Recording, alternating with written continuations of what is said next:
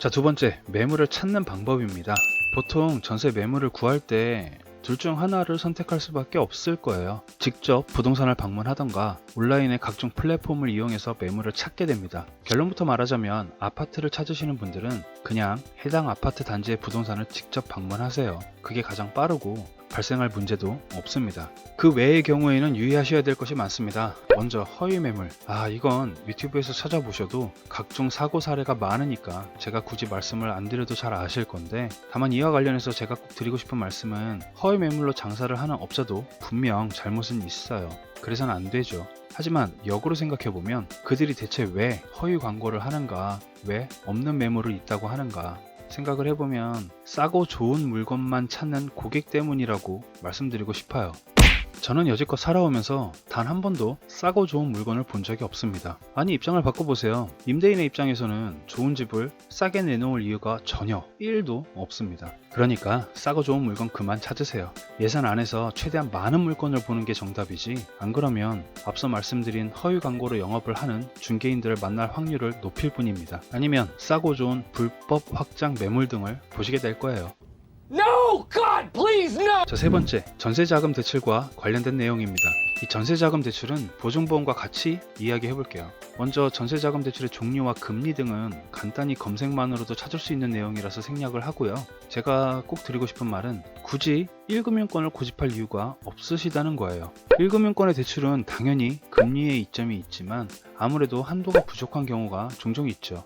이 부족한 한도를 충족시키기 위해서 신용대출까지 받으시는 분들을 저는 봤어요. 그것보다는 2금융권이나 보험사를 활용하는 것도 좋은 방법입니다. 실제 보험사의 경우에는 국내 메이저사, 교보는 은행에 준하는 금융체계를 갖추고 있어서 1금융권의 금리보다는 살짝 높을 수 있지만 대상 물건에 대해서 최대 85% 정도까지 한도가 측정되기도 합니다.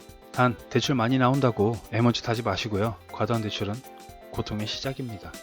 자, 다음 전세보증보험입니다. 결론부터 이야기하자면 전세보증보험 제도는 좋은 제도임은 틀림이 없습니다만 아무래도 제약사항도 많이 있고요. 비용도 저렴한 편은 아니기 때문에 아까 말씀드렸던 등기상의 권리와 더불어서 알고 있으시길 바랍니다. 권리 관계에 따른 전세권, 임차권, 확정날짜, 전입일자 이런 설정으로 권리를 보존했다고 하더라도 실제 보증금을 배당받을 권리만 생기는 것 뿐이지 내 보증금이 100% 보장되는 것은 아니기 때문에 이 보증보험을 이용하는 건데요. 난 전세권 설정해놨으니 걱정 없어 하시다가 혹여나 경매로 싼 가격에 집이 낙찰이라도 돼버린다면 내 보증금은 박살나게 되죠. 자, 그럼 보증보험은 크게 두 가지로 나눌 수가 있는데요. 허그주택도시보증공사의 보험과 SGI 서울보증의 보험입니다. 이 두 종류를 비교하기에는 차라리 표를 하나 보여드리는 게 보기도 좋으니까 밑에 설명란에 링크를 따로 걸어둘게요. 간단히 중요한 것만 말씀드리자면 SGI 서울보증보험은 보험료가 더 비싼 대신에 보증금의 한도 제한이 높은 편입니다.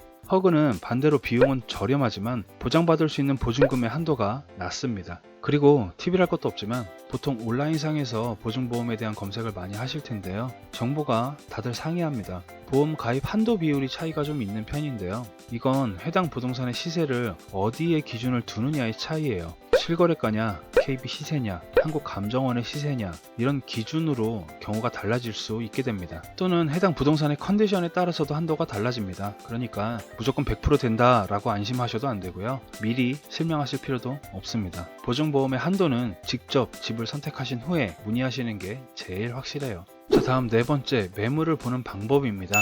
이 매물을 보실 때는요, 본인만의 체크리스트를 미리 작성해 두시는 걸 추천드려요. 이 역시도 설명란에 같이 링크를 걸어둘게요. 꼭 확인해 보시고요. 이유를 말씀드리자면 집을 꼼꼼히 확인하는 것도 있지만 차후에 혹시라도 생길 분란을 막기 위해서입니다. 일반적으로 전세의 경우는 도배 정도는 임대인이 해주고 있지만 그 외의 경우에는 유익비로 인정되는 경우가 많아서 임차인이 직접 확인하면서 가능하면 증거사진까지 남겨두는 것이 좋아요. 임대차 계약서를 작성해보면 특약사항에 임차인은 기본 시설물을 훼손할 경우 원상복구의 책임을 진다 라는 항목이 들어가게 됩니다. 이로 인해서 훼손이라고 인지가 될 경우에는 복구의 의무가 생기는데요. 이것의 경계가 참 모호하거든요. 그래서 꼼꼼히 먼저 확인해서 증거를 남겨두시는 걸 추천드려요. 자, 마지막 다섯 번째, 불법 확장 주택입니다. 사실 이 내용은 매매를 하실 경우에 더 중요한 부분이지만 전세입자의 입장에서도 알고 있어야 할 부분이 있어서 말씀을 드릴게요. 아파트의 경우는 그럴 일이 거의 없지만 빌라나 다가구 주택 등 일반 주택에 한해서는 꼭 유의하셔야 됩니다. 편의상 불법 확장이라고 표현을 하기도 하고 무허가 증축이라고도 표현을 합니다. 이 불법 확장에 전세 입주를 할 경우에 제일 문제가 되는 건 바로 전세 대출이 실행이 어렵다는 건데요.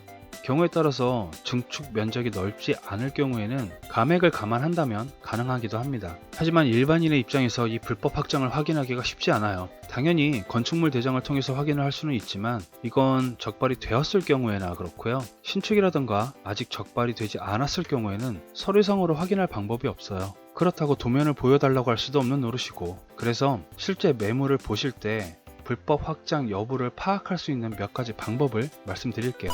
먼저 내부의 자재를 통해서 알아볼 수가 있습니다. 이를테면 몰딩이나 도배지의 이음 부분이 발견된다면 의심을 해보셔야 돼요. 왜냐하면 내장 공사를 진행할 때 몰딩이나 도배는 보통 한 면씩 시공을 하는 것이 일반적입니다. 만약에 일정 구간에서 이음새 부분이 보인다면 원래는 벽으로 막혀 있었지만 준공심사 후에 확장을 했을 가능성이 높아요. 두 번째로, 만약 복도를 사이에 두고 남쪽과 북쪽으로 주택이 배치가 되어 있는 형태라면 4층 이상의 경우 의심을 해보셔야 해요. 조망권의 문제로 옆 건물의 남향 세대가 가려지면 불법이거든요.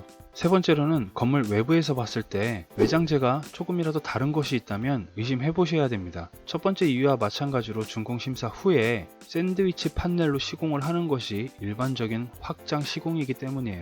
마지막으로 전용 면적과 실면적이 과도하게 차이가 난다면 무조건 좋다고 하실 게 아니에요. 의심 먼저 해보셔야 됩니다. 이 외에도 무허가 중축에 관해서는 알고 있어야 될 내용이 굉장히 많이 있지만 오늘은 전세입자의 입장에서만 말씀을 드리니까 이 정도로 정리할게요.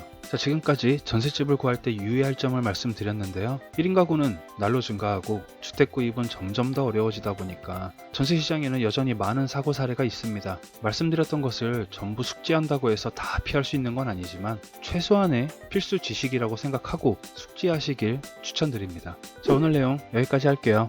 구독과 좋아요 아시죠?